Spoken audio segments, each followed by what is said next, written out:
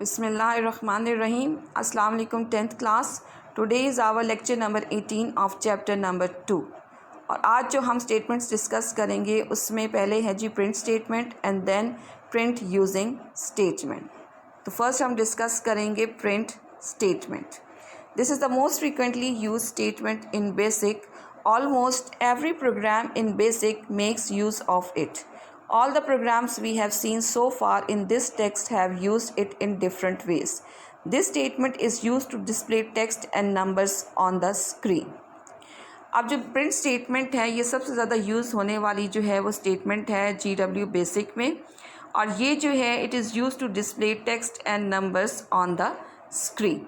अब अगर आप इसका सिंटेक्स देखें तो that is print list of expressions और उसके बाद सेमी कॉलन है, and the second syntax is question mark list of expressions and semicolon. यानी प्रिंट के बाद या क्वेश्चन मार्क के बाद प्रिंट और क्वेश्चन मार्क दोनों एक ही काम करेंगे. दोनों जो है वो स्क्रीन पर जो है वो डिस्प्ले करेंगे, टेक्स्ट है नंबर्स हैं वो डिस्प्ले करेंगे. और प्रिंट के बाद और क्वेश्चन मार्क के बाद जो है वो आपने जो है डिफरेंट एक्सप्रेशंस वेरिएबल्स हैं या स्ट्रिंग एक्सप्रेशंस हैं उनको आप लिखेंगे, और अगर ज़्यादा हैं तो उनको कॉमा से या सेमी कॉलन से जो है वो आप उसको सेपरेट करेंगे. अब कॉमा और सेमी कॉलन जो है वो प्रिंट स्टेटमेंट में जो है वो डिस्प्ले में क्या डिफरेंस लेकर आता है, तो अब हम उसको डिस्कस करते हैं. When two expressions in a print statement are separated by a semicolon, the second expression is displayed on the screen just after the text of the first expression. यानी जब आप दो एक्सप्रेशंस को जो है वो सेमी कॉलन से जो है वो सेपरेट करते हैं तो जो आउटपुट आएगी वो दोनों जो एक्सप्रेशंस हैं वो बिल्कुल साथ साथ डिस्प्ले होंगे, उनमें कोई स्पेस जो है वो नहीं होगी. इसके अलावा we can also use a comma instead of semicolon to separate expressions. This cause the second expression to be displayed at the start of next zone. अब जो स्क्रीन है जो GW बेसिक की स्क्रीन है वो जो है different spaces में जो है डिफरेंट जोन्स में जो है वो डिवाइड होती है, और हर जोन जो है वो 14 स्पेसेस का होता है. तो जिस वक्त आप कॉमा यूज़ करेंगे तो जो डिस्प्ले आपकी आउटपुट आएगी उसमें जो भी पहला एक्सप्रेशन है वो पहले जोन में होगा, और जो दूसरा एक्सप्रेशन है वो नेक्स्ट जोन में जो है वो डिस्प्ले होगा, वो साथ साथ डिस्प्ले नहीं होंगे. तो ये है difference between comma and semi colon, और ये अक्सर 2 मार्क्स का क्वेश्चन आ जाता है कि what is the difference between the use of comma and semi colon in print statement. अब अगर आप एग्ज़ाम्पल देखें तो आपको ज़्यादा जो है वो क्लियर हो जाएगा कि कॉमा और सेमी कॉलन से जो है वो क्या फ़र्क पड़ता है. तो इसमें अगर आप देखें तो लाइन नंबर 10 में जो है वो आपको जो है वो $, और उसमें जो है वो सिंध जो है वो एक स्ट्रिंग एक्सप्रेशन है, और फिर उसको जो है सेपरेट किया गया है. उसके बाद B स्ट्रिंग जो है वो पंजाब है, उसके बाद C स्ट्रिंग बलूचिस्तान है, D स्ट्रिंग NWFP है, और $, जो है वो कश्मीर है. अब लाइन नंबर 20 पे जो है वो इनको हमने प्रिंट करवाना है, और आप देखेंगे $, के बाद जो है वो सेमी कॉलन है, $, के बाद सेमी कॉलन है, $, के बाद सेमी कॉलन है, और $, के बाद भी सेमी कॉलन है, उसके बाद $, है, और उसके बाद लाइन नंबर 30 पे जो है वो प्रिंट है. तो पहले हम इसकी आउटपुट देख लेते हैं कि सेमी कॉलन की यूज़ होने से क्या हुआ कि ये सब के सब जो हैं वो जो नेम थे स्ट्रिंग्स थे वो सब के सब विदाउट एनी स्पेस जो हैं वो स्क्रीन पर डिस्प्ले हो रहे हैं. और उसके बाद जो है वो प्रिंट स्टेटमेंट जो है वो बग़ैर एक्सप्रेशन के है. तो नीचे जो है अगर आप देखें तो ये पूरी एक ब्लैंक लाइन जो है वो स्क्रीन पर आ गई है. अब जो नेक्स्ट लाइन नंबर है डैट इज़ 40, और उस 40 को अगर आप देखें तो इसमें $, comma $, comma $, comma $, comma and $, यानी इसमें जो है वो कॉमा यूज़ हुआ है. तो इसकी आउटपुट अगर आप देखें तो ये सिंध, उसके बाद नेक्स्ट जोन में पंजाब, उसके बाद अगले जोन में बलूचिस्तान, नेक्स्ट जोन में NWFP, और उसके बाद अगले जोन में जो है वो कश्मीर जो है वो डिस्प्ले हो रहा है. यानी कि इसमें जो है वो स्पेसेस जो है मौजूद हैं, और हर जो स्ट्रिंग है वो अपने अपने जोन में जो है वो डिस्प्ले हो रहा है. अब अगर आप नेक्स्ट एग्जांपल देखें तो इसमें जो है वो न्यूमेरिक जो हैं वो वैल्यूज़ जो हैं वो दी गई हैं, a is equal to 10, b is equal to 20 and c is equal to 30। उसके बाद लाइन नंबर 20 जो है इसमें जो है वो स्ट्रिंग वैल्यूज़ हैं, जिसमें सिटी $साइन इज़ इक्वल टू लाहौर और उसके बाद कंट्री $साइन इज़ इक्वल टू पाकिस्तान। अब उसके बाद लाइन नंबर 30 जो है it is print a, b, c, यानी इसमें जो है वो a, b और c जो है वो प्रिंट करवाना है। और चूँकि इसमें कॉमा यूज़ हुआ है तो अगर आप देखें तो 10, 20 और 30 जो है वो अपने अपने जोन में जो हैं वो डिस्प्ले हुए हैं, यानी एक साथ डिस्प्ले नहीं हुए। और फिर लाइन नंबर अगर आप 40 को देखें तो इसमें जो है print a, b, c, city $sign and country $sign. अब इसमें जो आउटपुट अगर आप देखें तो 10, 20, 30 और उसके बाद जो है लाहौर और उसके बाद जो है पाकिस्तान, ये जो हैं चूँकि कॉमा यूज़ हुआ है तो ये एक दूसरे से सेपरेट हैं और अपने जोन में जो है वो डिस्प्ले हुए हैं। तो ये था कि आप सेमी कॉलन और कॉमा अगर यूज़ करते हैं प्रिंट स्टेटमेंट में तो उससे आउटपुट पर जो है वो क्या फ़र्क पड़ता है। जो नेक्स्ट स्टेटमेंट अब हम पढ़ेंगे that is print using statement. तो प्रिंट यूजिंग स्टेटमेंट जो है वो स्क्रीन पर जो है नंबर्स और स्ट्रिंग्स जो हैं वो एक स्पेसिफाइड फॉर्मेट में अगर डिस्प्ले करवाने हैं तो फिर प्रिंट यूजिंग स्टेटमेंट जो है वो यूज़ की जाएगी। जो प्रिंट स्टेटमेंट होती है उसमें जिस तरीके से आपने डबल कोटेशंस में स्ट्रिंग लिखा होता है या जो न्यूमेरिक वेरिएबल जो इसकी वैल्यू दी होती है वो आपने जो भी प्रिंट स्टेटमेंट में दी होती है वो ऐसा जो है उसी तरीके से डिस्प्ले होती है, उसमें कोई ख़ास फॉर्मेट जो है वो उसका नहीं होता। लेकिन जो प्रिंट यूजिंग स्टेटमेंट होती है इसमें जो फॉर्मेट आप या सेटिंग्स जो हैं वो आप डिफ़ाइन करते हैं तो उसी सेटिंग के हिसाब से आपकी आउटपुट जो है वो डिस्प्ले होती है।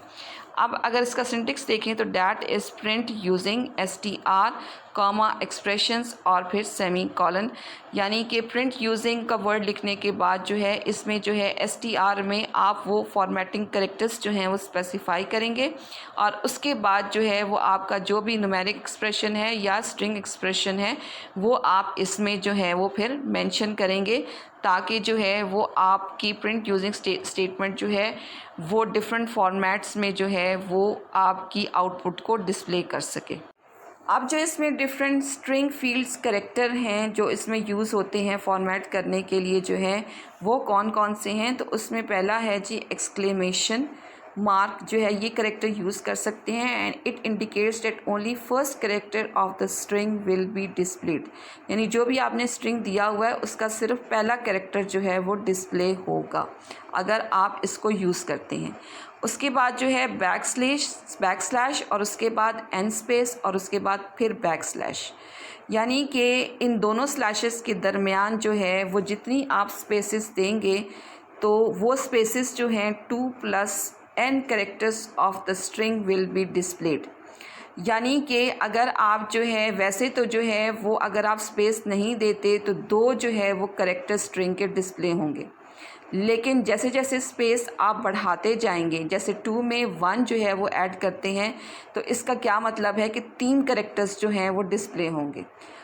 और अगर आप n में जो है वो 2 लिखते हैं तो 2 + 2 = 4, यानी 4 कैरेक्टर्स जो हैं वो डिस्प्ले होंगे। तो ये इस तरीके से जो है वो आपकी स्क्रीन पर फॉर्मेटिंग जो है वो चेंज होगी। उसके बाद जो है एम्परसेंड का साइन है और ये जो है आप अगर यूज़ करेंगे तो तमाम के तमाम कैरेक्टर्स जो हैं वो स्ट्रिंग के वो स्क्रीन पर डिस्प्ले हो जाएंगे। अब अगर आप एग्जांपल देखें तो इससे आपको ज़्यादा क्लियर होगा कि 10 CLS यानी स्क्रीन क्लियर हो जाएगी। उसके बाद लाइन नंबर 20 में $, यानी ए स्ट्रिंग की जो वैल्यू दी गई है डैट इज स्ट्रिंग वो आपका वर्क है। और उसके बाद बी स्ट्रिंग की जो दी गई है इसमें वैल्यू स्ट्रिंग जो दिया गया डैट इज़ हार्ड। अब लाइन नंबर 40 पे आप देखें तो प्रिंट यूजिंग और उसके बाद जो है वो ये एक्सक्लेमेशन मार्क है और उसके बाद सेमी कॉलन और उसके बाद ए $साइन की वैल्यू और $साइन की जो है वो आपको वेरिएबल इसमें दिया गया है। अब पहले हम इसकी आउटपुट देख लेते हैं कि जैसे कि हमने डिस्कस किया कि एक्सक्लेमेशन मार्क जो है वो सिर्फ फर्स्ट कैरेक्टर जो है वो स्ट्रिंग का डिस्प्ले करता है। तो जहाँ पे एक्सक्लेमेशन यूज़ हुआ है तो आप देखें कि $, की जो है वो पहला करेक्टर यानी W, और उसके बाद $, का दूसरा जो है पहला करेक्टर यानी H जो है वो डिस्प्ले हुआ है यानी WH। अब अगर हम लाइन नंबर 50 को देखें तो प्रिंट यूजिंग, और उसके बाद जो है यहाँ पर बैकस्लैश जो हैं वो यूज़ हुए हैं और विदाउट एनी स्पेस। इसका मतलब ये है कि जो ए स्ट्रिंग में जो स्ट्रिंग दिया गया है और बी स्ट्रिंग में जो स्ट्रिंग दिया गया है उसके जो है दोनों के पहले जो दो कैरेक्टर्स हैं वो डिस्प्ले होंगे, यानी वर्क का WO और हार्ट का जो है HA, वो दोनों जो है वो इसमें डिस्प्ले होंगे। अब जो लाइन नंबर 60 है प्रिंट यूजिंग, और उसमें जो है आप देखें कि स्पेस एक बढ़ा दी गई है, तो उसमें $, $, और आप लास्ट में देखें तो कोटेशन मार्क में जो है एक्सक्लेमेशन मार्क जो है वो यूज़ हुआ है। तो इसमें भी पहले दो करेक्टर्स इसके आ रहे हैं और H हार्ट के भी पहले दो करेक्टर्स आ रहे हैं। चूँकि लास्ट में एक्सक्लेमेशन जो है वो एक और स्ट्रिंग ऐड कर दिया गया है तो एक स्पेस बढ़ाई गई है, तो तीन करेक्टर्स जो हैं वो इसमें डिस्प्ले हो रहे हैं।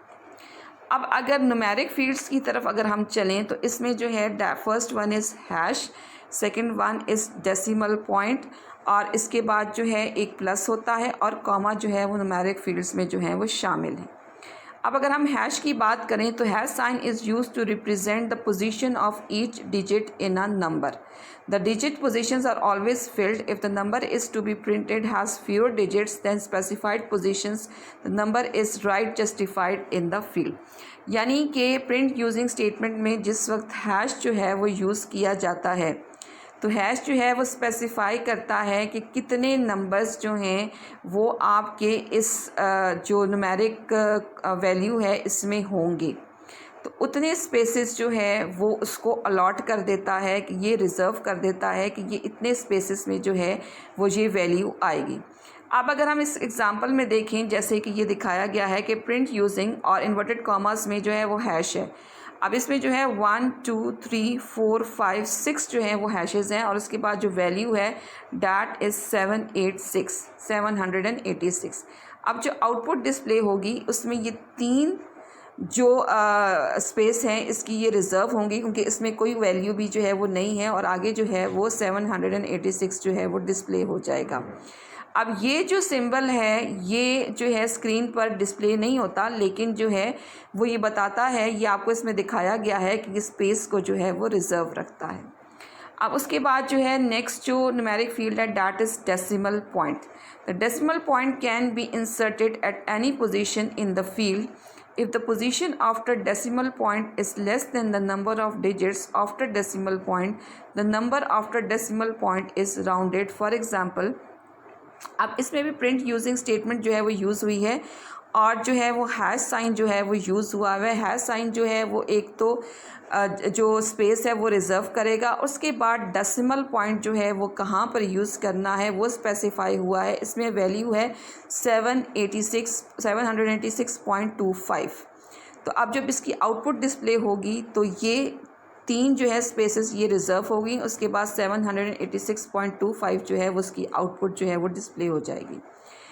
अब जो अगली एग्जांपल है इसमें जो है प्रिंट यूजिंग और उसके बाद जो है 1 2 3 4 5 6 हैशेस जो हैं वो यूज़ हुए हैं डेसिमल पॉइंट से पहले, और डेसिमल पॉइंट के बाद जो है वो 2 हैशेस जो हैं वो यूज़ हुए हैं।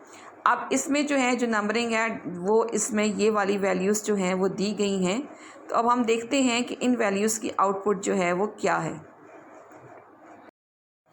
अब हम अगर इसकी आउटपुट देखें तो जो फर्स्ट डिजिट था डैट वाज 123.25। इसमें जो है शुरू की स्पेस जो है वो रिज़र्व हो गई है क्योंकि उसमें जो है वो 6 हैशेस थे और उसके बाद 123 डिस्प्ले हुआ और पॉइंट के बाद चूँकि 2 हैशेस थे तो 0.25 और हमारे पास 2 ही डिजिट्स थे तो इस तरीके से 0.25 जो है वो डिस्प्ले हो गया। अब अगर नेक्स्ट वैल्यू देखें तो इसमें जो है वो हमारे पास था 75.168। तो इसमें जो है वो डेसिमल पॉइंट से पहले जो है हमारे पास टोटल 2 डिजिट्स थे तो बाकी 4 जो हैं वो मेमोरी स्पेस रिज़र्व हो गई। उसके बाद 75.168 था और वो जो है राउंड ऑफ होके चूँकि 2 डेसिमल प्लेस थे तो वो 17 हो गया। उसके बाद जो हमारे पास आउटपुट थी 5.5 जो है वो हमारे पास वैल्यू थी और उसकी जो आउटपुट है आप देखें कि उसमें जो है 5 स्पेसेस जो हैं वो रिज़र्व हो जाती हैं, उसके बाद 5 जो है वो डिजिट है, और उसके बाद पॉइंट के बाद जो है वो चूँकि 2 हैश थे तो 50 जो है वो यूज़ हुआ है इसमें, और आउटपुट जो है वो डिस्प्ले हुई है। अब नेक्स्ट जो न्यूमेरिक फील्ड है दैट इज़ प्लस सिंबल।